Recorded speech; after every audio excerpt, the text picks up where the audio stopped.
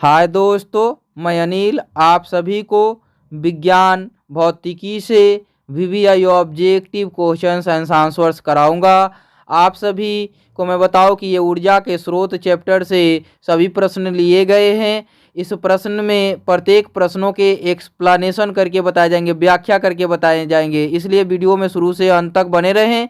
आइए देखते हैं। पहला प्रश्न कहता है, गर्म जल प्राप्त करने के लिए हम सौर जल तापक का उपयोग किस दिन नहीं कर सकते। ऑप्शन ए है धूप वाले दिन, ऑप्शन बी है बादलों वाले दिन, ऑप्शन सी है गर्म दिन, ऑप्शन डी है पवनों वाले दिन। मैं आपको बताऊं, इसका सही उत्तर होगा बादलों वाले दिन। क्यों होगा?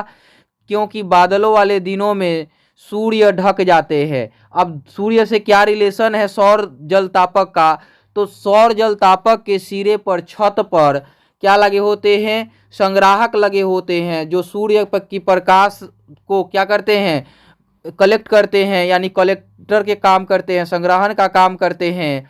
तो वो उसको कलेक्ट करके उसे उष्मा के रूप में परिवर्तित कर देते हैं। उष्मा के रूप में परिवर्तित करने के कारण ये गर्म कर देते हैं। किसको?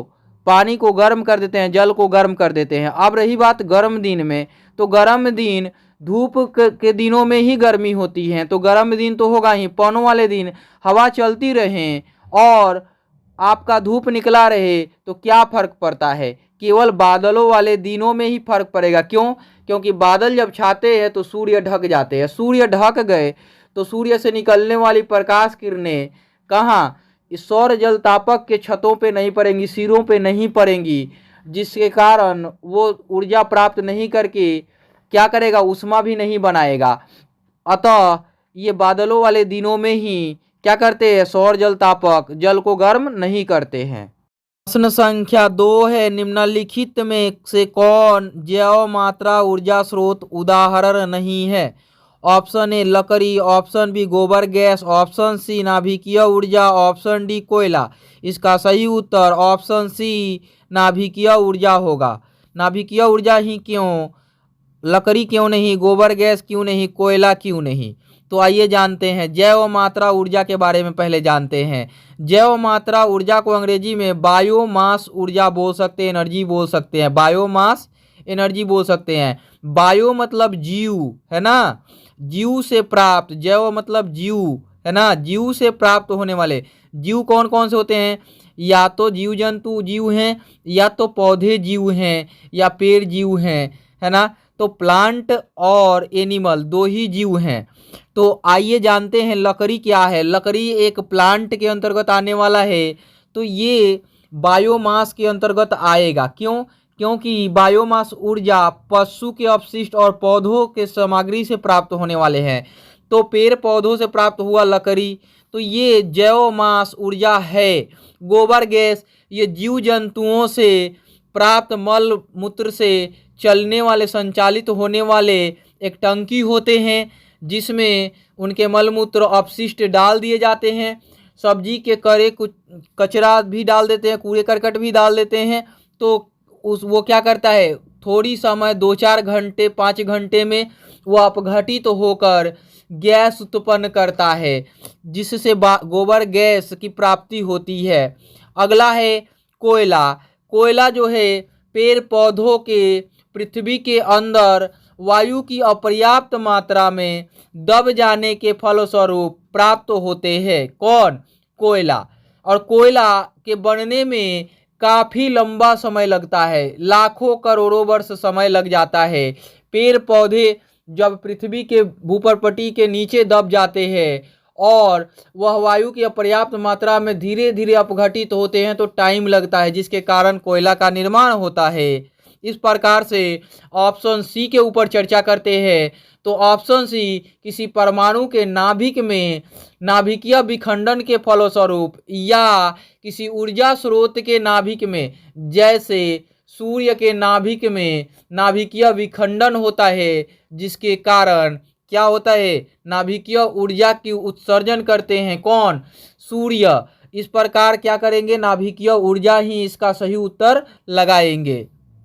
प्रश्न संख्या 3 है, निम्नलिखित में कौन ऊर्जा का नवीकरणीय स्रोत है। Option A petroleum, option B गोबर गैस, ऑप्शन सी पवन ऊर्जा, ऑप्शन डी कोयला।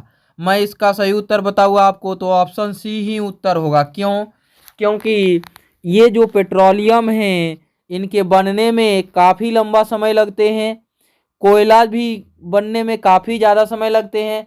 अब पेट्रोलियम बनता कैसे है? तो पेट्रोलियम जीव जंतुओं के पृथ्वी के नीचे वायु की अपर्याप्त मात्रा में दब जाने के कारण लाखों करोड़ों वर्षों में उनका अपघटन होता है। किनका? जीव जंतुओं का। तो पेट्रोलियम बनता है। इस प्रकार से पेट्रोलियम क्या है? ऊर्जा का अनवीकरणीय स्रोत है जो सतत लंबे समय तक बने रहें और जिनका बनने में टाइम ना लगे और जो सतत चलते रहें, जो प्राकृतिक से हमें प्राप्त होते रहें, तो वही ऊर्जा क्या होंगे? सतत ऊर्जा होंगे या नवीकरणीय ऊर्जा स्रोत होंगे। सतत ऊर्जा, नवीकरणीय ऊर्जा स्रोत, है ना, एक ही है। इस प्रकार से कोयला भी अब जान चुके हैं, आप पहले ही क्वेश्चन में जान चुके हैं कि कोयला के बनने में भी काफ़ी समय लगता है। गोबर गैस, गोबर गैस में मैंने बताया था कि एक टंकी टाइप होता है और उसमें क्या होता है, गाय भैंस वो किसी भी मतलब जानवर के मलमूत्र को डाल देते हैं और उनमें सब्जी के कूड़े करकट डाल के उनको अपघटन कराते हैं। प्रश्न संख्या 4 है, जितने ऊर्जा स्रोत हम उपयोग में लाते हैं उनमें से अधिकांश सौर ऊर्जा को निरूपित करते हैं। निम्नलिखित में से कौन सा ऊर्जा स्रोत अंततः सौर ऊर्जा से व्युत्पन्न नहीं है? ऑप्शन ए भूतापीय ऊर्जा, ऑप्शन बी है पवन ऊर्जा, ऑप्शन सी है नाभिकीय ऊर्जा, ऑप्शन डी है जैव मात्रा। अभी आपको मैंने पहला प्रश्न ही पढ़ाया था कि जैव मात्रा जीव जंतु पेड़ पौधे अर्थात बायोमास जिसमें जीव हों, जीवों से प्राप्त हों, उन्हें जैव मात्रा ऊर्जा बोलते हैं। बाकी अन्य 3 ऑप्शन जो हैं वो सूर्य से प्राप्त होने वाले ऊर्जा को निरूपित करेंगे। क्यों करेंगे? सूर्य से आने वाली प्रकाश किरणें जब पृथ्वी की सतह पर पड़ती हैं तो पृथ्वी उन्हें अवशोषित कर लेती हैं, जिसके कारण वो गर्म हो जाती हैं, तो वो उनके केंद्र में उष्मा उत्पन्न करती हैं, जिस कारण भूतापीय ऊर्जा अर्थात भूमि से ताप उत्पन्न होता है, भूतापीय ऊर्जा कहलाता है। पवन ऊर्जा, पवन ऊर्जा आप जानते हैं कि सूर्य को की ऊर्जा को कैसे निरूपित करेगा? ये सूर्य की ऊर्जा को तब निरूपित करेगा, आप जानते हैं कि सूर्य जो है वह एक स्थिर पिंड है, चारों तरफ उसकी गतिशील पिंडे हैं। कौन कौन? ग्रह, उपग्रह, ये सभी उनके चक्कर काटेंगे। तो इस प्रकार से आप पवन ऊर्जा पाएंगे। ये पृथ्वी के दैनिक घूर्णन के कारण पृथ्वी पर क्या होते हैं? वायु पवनें चलती हैं, आप ये सभी पढ़ चुके होंगे। अब देखते हैं नाभिकीय ऊर्जा। नाभिकीय ऊर्जा भी मैंने पहले वाले में जैव मात्रा ऊर्जा का क्वेश्चन था, पहला क्वेश्चन, उसमें आपको जैव मात्रा ऊर्जा में ही नाभिकीय ऊर्जा समझाया था कि किसी परमाणु के नाभिक में ऊर्जा का उत्पन्न जो होना होता है वो नाभिकीय ऊर्जा से होता है, नाभिकीय विखंडन के फलस्वरूप होता है। सूर्य में भी ऊर्जा की उत्पत्ति नाभिकीय विखंडन के कारण ही होती है। इस प्रकार से ये सभी सूर्य की ऊर्जा को ही निरूपित करते हैं। केवल और केवल जैव मात्रा जो जीव जंतुओं से प्राप्त होने वाले ऊर्जा को निरूपित करते हैं। ऑप्शन डी सही हो जाएंगे। संख्या 5 है, पवन विद्युत जनित्र में पवन की चाल कम से कम होनी चाहिए। ऑप्शन ए 15 किलोमीटर प्रति घंटा, ऑप्शन बी 150 किलोमीटर प्रति घंटा, ऑप्शन सी 1.5 किलोमीटर प्रति घंटा, ऑप्शन डी 1500 किलोमीटर प्रति घंटा। मैं इसका सही उत्तर आपको बता रहा हूँ, डायरेक्ट याद रखना होगा। 15 किलोमीटर प्रति घंटा उनके टरबाइन के ऊपर वायु का वेग आरोपित होना चाहिए। कम से कम 15 किलोमीटर प्रति घंटा के वेग से पवन उनके टरबाइन पर आरोपित होने चाहिए, तभी वह घूर्णन करके बिजली का उत्पादन करती हैं। क्यों? उसमें बहुत बड़े बड़े डायना लगे होते हैं, यानी कि उनके टरबाइन लगे होते हैं, और उनके टरबाइन को घुमाने के लिए कम वेग का जब वायु चलेगा तो वो घुमा ही नहीं पाएगा। इस प्रकार से उसको घुमाने के लिए उसके टरबाइन के आकृति जो कंसीडर करती हैं, एक्सेप्ट करती हैं, उनके वेग के अनुरूप वो देना पड़ता है। क्या देना पड़ता है? दाब देना पड़ता है, तभी वो पवन विद्युत जनित्र पवन के माध्यम से विद्युत का उत्पादन करती हैं। प्रश्न संख्या 6 है, प्रकृति में पृथ्वी पर ऊर्जा का मुख्य स्रोत है। ऑप्शन ए कोयला, ऑप्शन बी सूर्य, ऑप्शन सी पानी, ऑप्शन डी लकड़ी। इसका सही उत्तर होगा सूर्य। क्यों? आपने चौथे प्रश्न में पढ़ा है कि ऊर्जा के अधिकांश स्रोत सौर ऊर्जा को क्या करते हैं, निरूपित करते हैं। इस प्रकार से इसमें भी मुख्य स्रोत जो होगा ऊर्जा का वो सौर ऊर्जा हो जाएगा। ऑप्शन 20 का सही उत्तर होगा। प्रश्न संख्या 7 है, नाभिकीय ऊर्जा प्राप्त करने हेतु आवश्यक है। Option A helium, option B chromium, option C uranium, option D aluminium. मैं आपको बताऊं इसका सही उत्तर ऑप्शन सी यूरेनियम होगा। क्यों यूरेनियम होगा ये जानते हैं। पहले नाभिकीय ऊर्जा जानते हैं। नाभिकीय ऊर्जा नाभिक के विखंडन और संलयन के फलस्वरूप प्राप्त होते हैं। तो नाभिकीय ऊर्जा कितने तरीके से? 2 तरीके से प्राप्त होते हैं। एक संलयन से, जब 2 परमाणु के नाभिक एक साथ संयोग कर जाते हैं तो नाभिकीय संलयन कहलाता है। जब एक ही परमाणु के नाभिक टूटकर 2 या 2 से अधिक परमाणु का निर्माण करते हैं तो उन्हें नाभिकीय विखंडन कहते हैं। और नाभिकीय विखंडन में क्या होता है, एक ही परमाणु 2 या 2 से अधिक परमाणुओं के रूप में टूटता है। और इसके लिए आपको भारी परमाणु चाहिए, हल्का परमाणु से काम नहीं चलेगा। तो आइए हीलियम देखते हैं। हीलियम की जो परमाणु द्रव्यमान है वो 4 है ये, और क्रोमियम की जो परमाणु द्रव्यमान है वो 52 है, और एल्यूमिनियम का जो परमाणु द्रव्यमान है वो 27 है, और यूरेनियम का 238 है। तो अब भारी नाभिक को देखते हैं, कौन है? यूरेनियम है। यूरेनियम के नाभिक पर न्यूट्रॉन की बमबारी करने पर उनके नाभिक 2 या 2 से अधिक खंडों में टूट जाते हैं, जिसके फलस्वरूप काफी मात्रा में ऊर्जा का उत्सर्जन होता है। और ये ऊर्जा इतनी बड़ी मात्रा में उत्सर्जित होती है कि आप कल्पना नहीं कर सकते। ये ऊर्जा जो 1 किलो यूरेनियम से जो उत्पादित होंगे वो 10 के पावर 14 जूल ऊर्जा उत्पादित होंगे। कितने जूल? 10 के पावर 14 जूल ऊर्जा उत्पादित होते हैं 1 किलो यूरेनियम के विखंडन के फलस्वरूप। अब आप तो समझ गए होंगे कि भारी नाभिक क्यों चाहिए, हल्का नाभिक नहीं चलेगा। हल्के नाभिक क्या होते हैं? संलयित तो होते हैं, और भारी नाभिक विखंडित तो होते हैं। इसलिए भारी नाभिक की जरूरत है और ज़्यादा मात्रा में ऊर्जा देने वाली। अब रही बात कि यहाँ यूरेनियम ना होता, हीलियम होता, तो हीलियम के बारे में हम डिस्कशन करते। जब प्रश्न आएगा हम देख लेंगे। यहाँ यूरेनियम है इसलिए मैं यूरेनियम के अकॉर्डिंग आपको बता दिया। प्रश्न संख्या 8 है, निम्नलिखित में से कौन नवीकरणीय ऊर्जा स्रोत का उदाहरण है? ऑप्शन ए पवन चक्की, ऑप्शन बी जीवाश्म ईंधन, ऑप्शन सी विद्युत जनित्र, ऑप्शन डी बायोमास संयंत्र। मैं आपको बताऊं कि बायोमास संयंत्र का जो संचालन होता है वो जीव जंतुओं के द्वारा होता है। तो जब वायु नहीं रहेंगे तो जीव जंतु जीवित नहीं रहेंगे। तो इसमें जो ज़्यादा जरूरी है वो पवन जरूरी है। तो पवन चक्की जो है वो नवीकरणीय में आ सकता है। विद्युत जनित्र, विद्युत जनित्र क्या चीज़ से? या तो जल से उत्पन्न होते हैं विद्युत, और इसमें विद्युत जनित्र जो होते हैं वो यांत्रिक ऊर्जा को विद्युत ऊर्जा में बदलते हैं, है ना। आप ऐसा पढ़ चुके हैं भौतिकी में, है ना। तो आइए अब इसके बारे में चर्चा करते हुए जीवाश्म ईंधन की भी चर्चा कर लेते हैं। जीवाश्म ईंधन जीवों के अंश से लाखों करोड़ों वर्षों में प्राप्त ईंधन क्या कहलाते हैं? जीवाश्म ईंधन कहलाते हैं।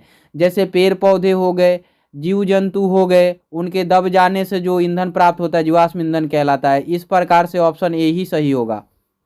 प्रश्न संख्या 9 है, निम्न में से किस देश को पवनों का देश कहा जाता है? पवनों का देश कहने का मीनिंग है कि जहां हवाएं चलती रहती हैं। तो ऑप्शन ए है यूएसए, ऑप्शन बी है भारत, ऑप्शन सी है जापान, ऑप्शन डी है डेनमार्क। इसका सही उत्तर ऑप्शन डी डेनमार्क होगा। जापान को भूकंपों का देश कहा जाता है ना। और डेनमार्क को पवनों का देश कहा जाता है। इस प्रकार से ऑप्शन डी सही हो जाएगा। प्रश्न संख्या 10 है, नरौरा नाभिकीय विद्युत संयंत्र किस राज्य में स्थित है? Option A Rajasthan, option B Maharashtra, option C Uttar Pradesh, option D Gujarat. इसका सही उत्तर ऑप्शन सी उत्तर प्रदेश है। क्यों है, इसकी व्याख्या जानते हैं। नरौरा नाभिकीय विद्युत संयंत्र उत्तर प्रदेश के बुलंदशहर जिले में स्थित है ना। बुलंदशहर जिले में स्थित है, जिसमें 2 इकाइयां लगी हुई हैं। प्रत्येक इकाइयों के द्वारा 220 मेगावाट बिजली का उत्पादन होता है। मतलब प्रत्येक इकाई क्या करती हैं, 220 मेगावाट। मेगा क्या किसको बोलते हैं, 10 के पावर 6 को क्या बोलते हैं, मेगा बोलते हैं। इस प्रकार से आप समझ पाए होंगे कि नरौरा नाभिकीय विद्युत संयंत्र किस राज्य में स्थित है, तो उत्तर प्रदेश में। उत्तर प्रदेश के किस जिला में, तो बुलंदशहर जिला में। बुलंदशहर जिला में। तो इसका उत्पादन अगर पूछ दे तो 220 मेगावाट प्रत्येक के लिए है। और ऐसे 2 लगे हुए हैं, संयंत्र लगे हुए हैं, तो 200 400 और 20 40 440 मेगावाट बिजली का उत्पादन करते हैं दोनों मिलकर। संख्या 11 है, निम्न में किसका उपयोग खाना बनाने वाले ईंधन के रूप में नहीं किया जाता है? Option A CNG, option B है LPG, ऑप्शन सी है बायोगैस, ऑप्शन डी है कोयला। मैं इसका सही उत्तर बताऊं, ऑप्शन ए CNG होगा। क्यों होगा तो वो जानते हैं। LPG जो आपके यहाँ सिलेंडर आता है उसमें लिक्विड पेट्रोलियम गैस होती हैं। और बायोगैस मैंने बताया प्राचीन समय में, या प्राचीन समय छोड़ दीजिए, आज से 100-150 वर्ष पहले, 50 वर्ष पहले ही बायोगैस संयंत्र का प्रयोग धरले से किया जाता था बहुत बड़े मात्रा में। इसमें होता क्या था, एक कुआं खोद दिया जाता था और उस कुएं के अंदर काफ़ी मात्रा में गाय भैंस जानवरों के मलमूत्र डाल दिए जाते थे, सब्जी के कटान डाल दिए जाते थे, पुआल डाल दिए जाते थे और उनको अपघटित होने के लिए छोड़ दिया जाता था। और वो जब अपघटित हो जाते थे तो गैस उत्पन्न करते थे, जिसे बायोगैस कहते हैं, है ना। उसका भी उपयोग होता था खाना बनाने में। कोयला, आप सभी कोयला तो जानते ही हैं, कोयला तो बहुतायत में उपयोग होते हैं। आपने होटलों में देखा होगा, घरों में देखा होगा, है ना। कई सारे फंक्शन होते हैं उसमें भी कोयला का उपयोग होते हुए देखा होगा आपने। अब CNG कॉम्प्रेस्ड नेचुरल गैस, इसका उपयोग उद्योग धंधों में, वाहनों के चलाने में ये सब प्रयोग किया जाता है। कौन, CNG कॉम्प्रेस्ड नेचुरल गैस। संख्या 12 है, ऊर्जा का एसआई मात्रक होता है। ऑप्शन ए है कैलोरी, ऑप्शन बी है जूल, ऑप्शन सी है ताप, ऑप्शन डी न्यूटन। मैं आपको बताऊं इसका सही उत्तर ऑप्शन बी जूल होगा। कैलोरी भी ऊर्जा का मात्रक है, लेकिन वो व्यावसायिक मात्रक है, बड़े मात्रा में ऊर्जा को निरूपित करता है। 1 कैलोरी बराबर 4.2 जूल, अर्थात कि ये अगर अप्रॉक्स देखे तो 4.184 समथिंग होता है। तो ये 8 को 1 मान करके ऐड कर लेते हैं तो 4.2 हो जाते हैं। इस प्रकार से कैलोरी भी जान गए आप। ताप का एसआई मात्रक केल्विन होता है। ताप खुद में आधारी राशि है लेकिन मात्रक नहीं है ना। ये आधारी राशि तो है लेकिन मात्रक नहीं है। न्यूटन बल का एसआई मात्रक होता है। किसका, बल का एसआई मात्रक होता है। प्रश्न संख्या 13 है, जल विद्युत संयंत्र किस ऊर्जा को विद्युत ऊर्जा में रूपांतरित करता है? ऑप्शन ए है तापीय ऊर्जा, ऑप्शन बी है नाभिकीय ऊर्जा, ऑप्शन सी है सौर ऊर्जा, ऑप्शन डी है स्थितिज ऊर्जा। मैं बताऊँ ये स्थितिज ऊर्जा को किसमें, विद्युत ऊर्जा में कन्वर्ट करता है। कौन, जल, है ना।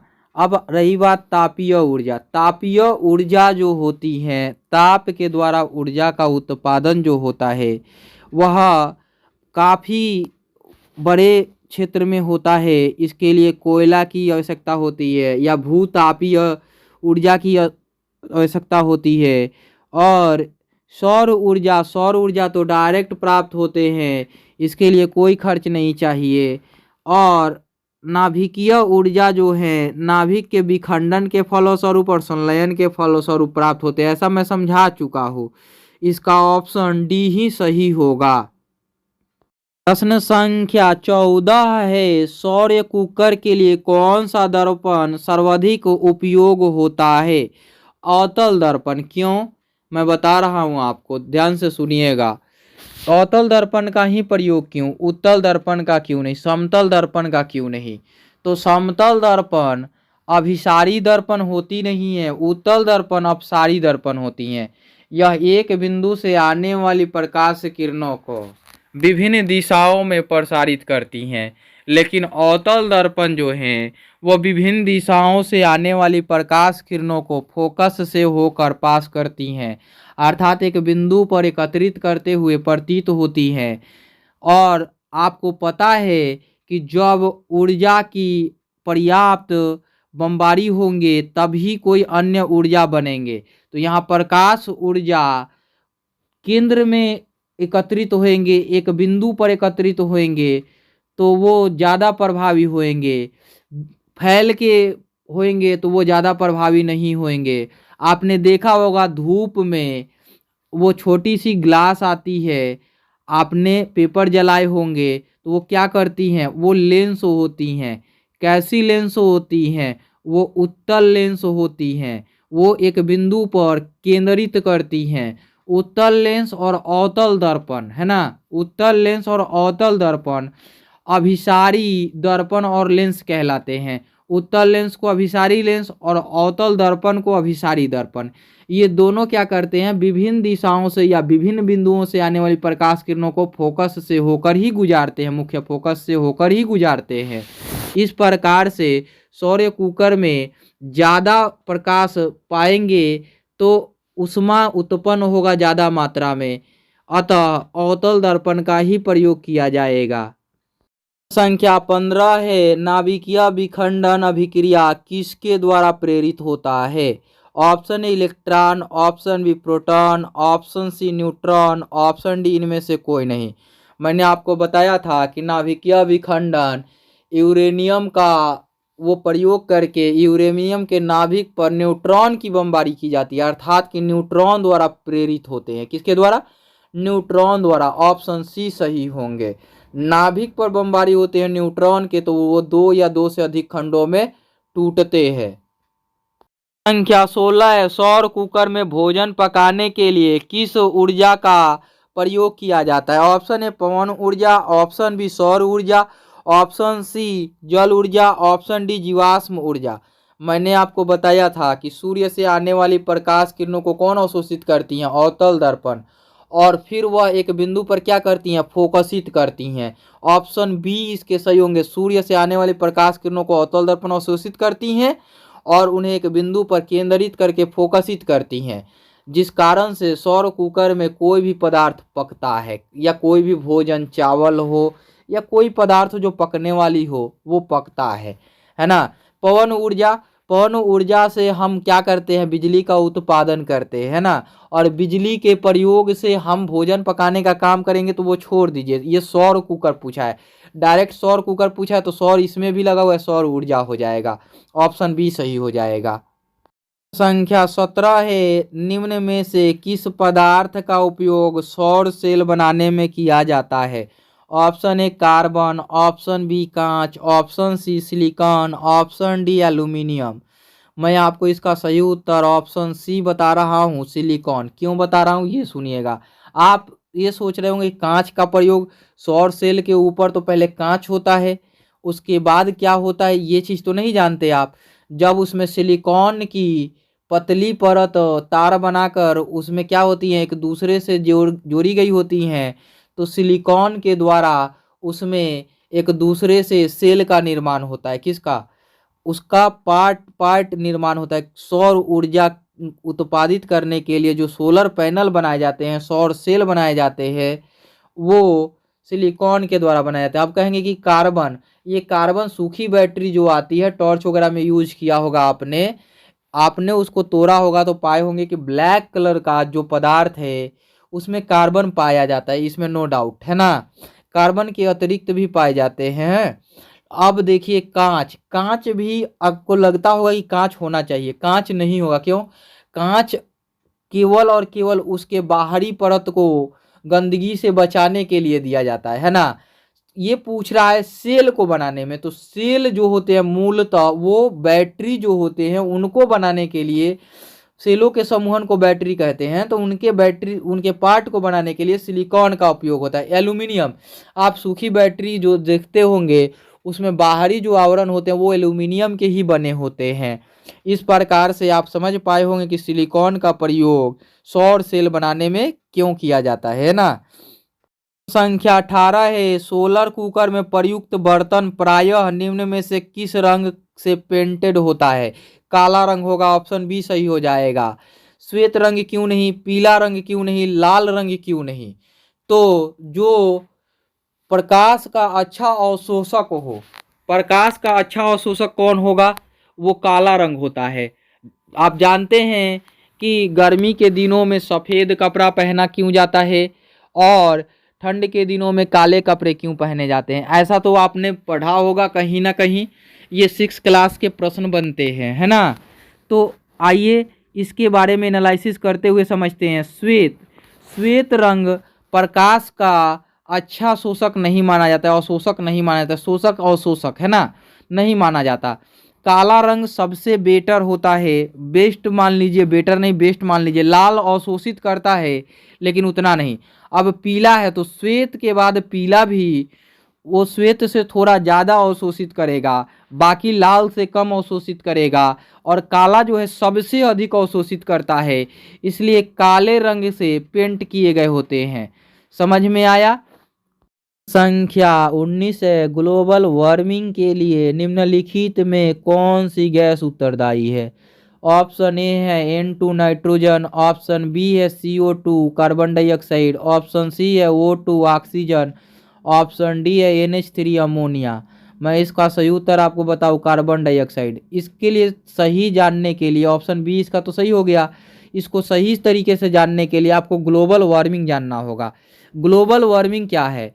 तो ग्रीन हाउस प्रभाव के कारण पृथ्वी की सतह के ऊपर औसतन तापमान में वृद्धि को ग्लोबल वार्मिंग कहा जाता है। अब ग्लोबल वार्मिंग के लिए जो उत्तरदायी पदार्थ हैं वो हैं carbon dioxide, methane, nitrous oxide N2O, sulphur, hexafluoride अर्थात SF6, हाइड्रोफ्लोरोकार्बन HCF, पेर फ्लोरोकार्बन PFC, ये सभी क्या करते हैं? ग्लोबल वार्मिंग के लिए उत्तरदायी होते हैं। तो इसमें सबसे पहला चीज़ है कि नाइट्रस ऑक्साइड तो दिया नहीं है, मीथेन दिया नहीं है, सल्फर हेक्साफ्लोराइड दिया नहीं है, फ्लोरोकार्बन भी नहीं दिया हुआ है, पेर फ्लोरोकार्बन भी नहीं दिया हुआ है। इसमें दिया हुआ है नाइट्रोजन, तो केवल नाइट्रोजन होगा नहीं। ऑक्सीजन, ऑक्सीजन होगा नहीं। अमोनिया, अमोनिया भी नहीं होगा। आपको मैंने बताया N2O होगा जो उत्तरदायी होता है नाइट्रस ऑक्साइड, है ना। अब कार्बन डाइऑक्साइड गैस का नेचर जान लेते हैं। कार्बन डाइऑक्साइड हल्का होता है और यह गर्म गैस है। गर्म होने के कारण ये वायुमंडल में ऊपर की ओर उठता है और एक लेयर परत बना लेता है, जिसके कारण ग्रीन हाउस प्रभाव उत्पन्न होते हैं और ये उष्मा का उत्सर्जन होने से के बाद ये कार्बन डाइऑक्साइड रोक लेती है, जिस कारण तापमान औसतन तापमान से काफ़ी अधिक हो जाता है। अतः कार्बन डाइऑक्साइड क्या होंगे? ग्रीन हाउस इफेक्ट के लिए उत्तरदायी हैं, तो ग्लोबल वार्मिंग के लिए भी उत्तरदायी होंगे। संख्या 20 है, जीवाश्म ईंधन की ऊर्जा का वास्तविक स्रोत है। ऑप्शन ए सूर्य, ऑप्शन बी चंद्रमा, ऑप्शन सी नाभिकीय संलयन, ऑप्शन डी इनमें से कोई नहीं। मैंने नाभिकीय संलयन के बारे में बता दिया है कि ये परमाणु के नाभिक में, है ना, दो नाभिक जब एकत्र हो जाएंगे तो नाभिकीय संलयन कहलाएगा। और चंद्रमा उत्तरदायी नहीं होंगे, सूर्य उत्तरदायी होंगे जीवाश्म ईंधन के लिए। सूर्य के कारण ही सभी वास्तविक ऊर्जाएं प्राप्त होती हैं, ऐसा हमने प्रश्न संख्या 4 में शायद पढ़ा हुआ। संख्या 21 है, सौर जल ऊष्मक का उपयोग गर्म पानी पीने के लिए नहीं किया जा सकता। ये पहले ही मैं बता चुका हूँ बादल वाले दिनों में, है ना, पहला ही प्रश्न था, काफ़ी अच्छे से मैंने समझाया है आपको। तूफानी दिनों में अगर धूप रहेंगे तो होगा ही, धूप वाले दिनों में तो होगा ही, गर्म दिन तो धूप होंगे तो गर्म दिन होगा। ऑप्शन बी ही इसका सही होगा, ऐसा मैं पहले भी बता चुका हूँ। प्रश्न संख्या 22 है, आदर्श ईंधन के रूप में कौन सी गैस उत्सर्जित होती है। ऑप्शन ए है मीथेन, ऑप्शन बी है ऑक्सीजन, ऑप्शन सी है कार्बन डाइऑक्साइड, ऑप्शन डी है इनमें से कोई नहीं। इसका सही उत्तर ऑप्शन डी इनमें से कोई नहीं। क्यों? आदर्श ईंधन, ये आदर्श ईंधन होते क्या है पहले ये जानना पड़ेगा, है ना। तो आदर्श ईंधन को जानने के लिए आप क्या क्या करेंगे, आप पहले ये सोचेंगे कि ईंधन कौन कौन होते हैं। तो आप बायोगैस में प्रयोग होने वाले ये मलमूत्र को भी ईंधन के रूप में जानते हैं, है ना, ये भी जानते हैं ना।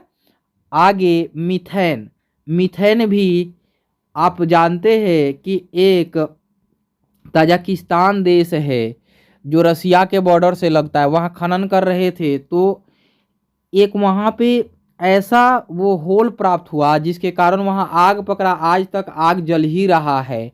तो वो मीथेन गैस के स्राव के कारण ही है, वहाँ पे मीथेन गैस स्रावित होते हैं। अब उच्च प्रज्वलक जो होते हैं वो मीथेन गैस होते हैं।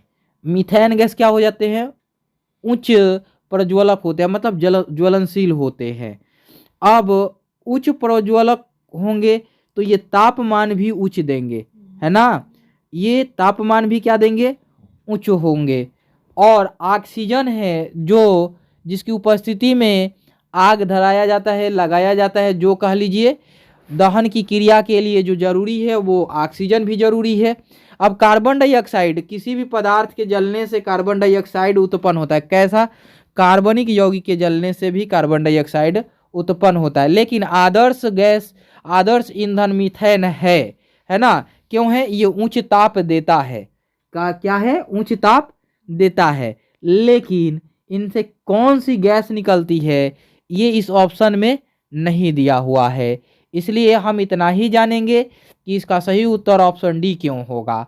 तो आप जान पाए होंगे कि मीथेन एक आदर्श ईंधन है। ऑक्सीजन दहन की क्रिया को संपन्न कराते हैं और दहन की क्रिया के फलस्वरूप जो उत्पादित होते हैं, तो ये कोयला वगैरह जलने से, लकड़ी वगैरह जलने से कार्बन डाइऑक्साइड गैस उत्पादित होते हैं। बायोगैस के जलने से कार्बन डाइऑक्साइड गैस उत्पादित होते हैं, केवल मीथेन के जलने से अलग गैस उत्पादित होंगे। तो आप जान पाए, समझ पाए तो ठीक है, कमेंट कीजिए कि हाँ समझ पाया। बाकी मैं आप लोगों से उम्मीद करता हूँ कि कोई इम्प्रूवमेंट करना हो वो भी बताए। अभी मैं बता रहा हूँ कि मैं एनएच के नज़दीक हूँ और एनएच के नज़दीक काफ़ी समस्याएं होती है और थोड़ा ठंड के कारण मुझे प्रॉब्लम भी होती है, तो वो भी झेलना होता है। तो आप इम्प्रूवमेंट के लिए आप कमेंट में डालें, जब मैं ऑनलाइन आने लगूंगा तो आपको पता चलेगा कि मैं क्या डिलीवर कर रहा हूँ। क्योंकि ये डिलीवर करना मेरा काम है और मैं कोशिश करूँगा कि 10th और 12th के फिजिक्स और केमिस्ट्री के ऊपर पूरा काम किया जाए। 10th के ऊपर बायोलॉजी में भी काम कर दूंगा, 12th में कोशिश करूँगा और सोशल साइंस के पार्ट में मैं देखूँगा पॉलिटी और हिस्ट्री को देख लूँगा, ज्योग्राफी को भी देखने का प्रयास करूँगा। ये 3 मेजर पार्ट हैं तो इनको देखने का प्रयास करूँगा, है ना। तो आप सभी वीडियो को पूरा देखते चले और हमें आपका सहयोग चाहिए। सहयोग में क्या चाहिए? लाइक और कमेंट चाहिए, बाकी कुछ नहीं चाहिए। आपके लाइक कमेंट आने से मुझे पता चलता है कि मैं पढ़ा रहा हूँ, सही जगह जा रहे हैं, बच्चे पढ़ रहे हैं, एक एक बात को समझ रहे हैं, है ना। अगर आपको ये लगता है कि मैं लास्ट में क्यों बोल रहा हूँ ये बात, तो मैं वीडियो के शुरू में बोलता तो आपको लगता कि ये आदमी लाइक कमेंट मांग रहा है। लाइक कमेंट की ज़रूरत नहीं है, आपकी उपस्थिति मुझे चाहिए, है ना। इससे पता तो चले कि कहाँ तक मेरे वीडियो जा रहे हैं। आप चाहे तो कमेंट डाल के बता भी सकते हैं। बाकी इन फ्यूचर जब सेटअप तैयार हो जाएंगे तो मैं आपको एक नंबर जारी कर दूंगा और बाकी उसी नंबर पे मैसेज करते रहना है और उसी अकॉर्डिंग मैं बताते रहूँगा आपको। और इस चैनल पे मैं पूरा डिलीवर कर दूंगा, ये गारंटी है ना। चाहे जितना दिन में मैं डिलीवर करूं, मेरे पास कुछ काम भी होते हैं, ठीक है ना। काम को देखते हुए मेरी पढ़ाई भी चल रही है, उसको भी देखते हुए मैं आगे बताते चलूँगा, है ना। प्रश्न संख्या 23 है, नाभिकीय संलयन से ऊर्जा प्राप्त करने के लिए किस ईंधन का प्रयोग करते हैं? हाइड्रोजन, है ना। मैंने तो सोचा था कि इसका आप लोगों से पूछ लूँगा, लेकिन नहीं, मैंने बता दिया हाइड्रोजन गैस का, पेट्रोलियम गैस का नहीं। पेट्रोलियम गैस जो होते हैं वो अलग ईंधन है। नाभिक का संलयन मैंने क्या बताया था कि जब दो नाभिक मिलकर एक नया नाभिक तैयार करते हैं और उनसे ऊर्जा का उत्पादन होता है तो नाभिकीय संलयन कहलाता है। और नाभिकीय संलयन मीथेन में हो नहीं रहा है, और ना हाइड्रोजन का प्रयोग करके आप नाभिकीय संलयन कर सकते हैं। क्यों? क्योंकि हाइड्रोजन एक तत्व है और तत्व जो भी है ये ईंधन है और ये बहुत बड़ा ऊर्जा का स्रोत है। कौन? हाइड्रोजन। कौन ऊर्जा का बहुत बड़ा स्रोत है? हाइड्रोजन ऊर्जा का बहुत बड़ा स्रोत है ना।